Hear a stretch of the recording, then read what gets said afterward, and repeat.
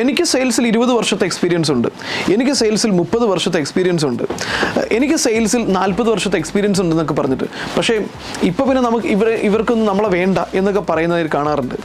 My dear friends, sales ഒരു പരിധി വിട്ട എക്സ്പീരിയൻസ് ആവശ്യമുള്ളൊരു മേഖലയല്ല. കുറച്ച് എക്സ്പീരിയൻസ് വേണം, തീരെ വേണ്ടെന്നല്ല ഞാൻ പറയുന്നത്.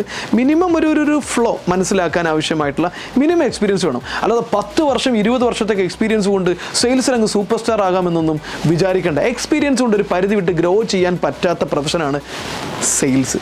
സെയിൽസിൽ എക്സ്പീരിയൻസ് അല്ല, സെയിൽസിൽ ക്യാപ്പബിലിറ്റിയാണ്.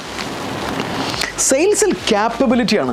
നിങ്ങൾക്ക് പണ്ട് കമ്പ്യൂട്ടർ അല്ലെങ്കിൽ ടൈപ്പ് റൈറ്റർ ഉപയോഗിച്ച എക്സ്പീരിയൻസ് 20 വർഷം ഉണ്ടെന്ന് പറഞ്ഞിട്ട് കാര്യമില്ല. ഇന്ന് അത് യൂസ്ഫുൾ അല്ല. അതുപോലെയാണ് സെയിൽസിൽ. ഇന്ന് കസ്റ്റമറുടെ സ്വഭാവം മാറിയിട്ടുണ്ട്, കസ്റ്റമറുടെ ബിഹേവിയർ മാറിയിട്ടുണ്ട്, ബൈയിങ് പാറ്റേൺ എല്ലാം മാറിയിട്ടുണ്ട്. ആ മാറിയതിനനുസരിച്ച് നിങ്ങൾക്ക് നിങ്ങളുടെ എക്സ്പീരിയൻസിനെ അപ്ഡേറ്റ് ചെയ്യാനും കസ്റ്റമർ മുന്നിലേക്ക് പ്രസൻറ്റ് ചെയ്യാനും കഴിയുന്നുണ്ടെങ്കിൽ നിങ്ങളുടെ എക്സ്പീരിയൻസ് യൂസ്ഫുൾ ആണ്.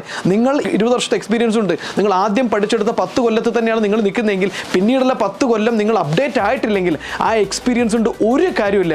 സെയിൽസിൽ എക്സ്പീരിയൻസ് റെലവൻ്റ് ആകുന്നത് നിങ്ങൾ മാർക്കറ്റിലെ മാറ്റത്തിനനുസരിച്ച്, കസ്റ്റമറുടെ ബിഹേവിയറിൽ വരുന്ന മാറ്റത്തിനനുസരിച്ച് നിങ്ങൾ മാറ്റം വരുത്തുന്നുണ്ടെങ്കിൽ മാത്രമേ നിങ്ങൾക്ക് അതുകൊണ്ട് ബെനിഫിറ്റ് ഉള്ളൂ. അല്ലെങ്കിൽ നിങ്ങളുടെ എക്സ്പീരിയൻസ് തന്നെയായിരിക്കും നിങ്ങളെ സെയിൽസിൽ നശിപ്പിക്കുന്നത്.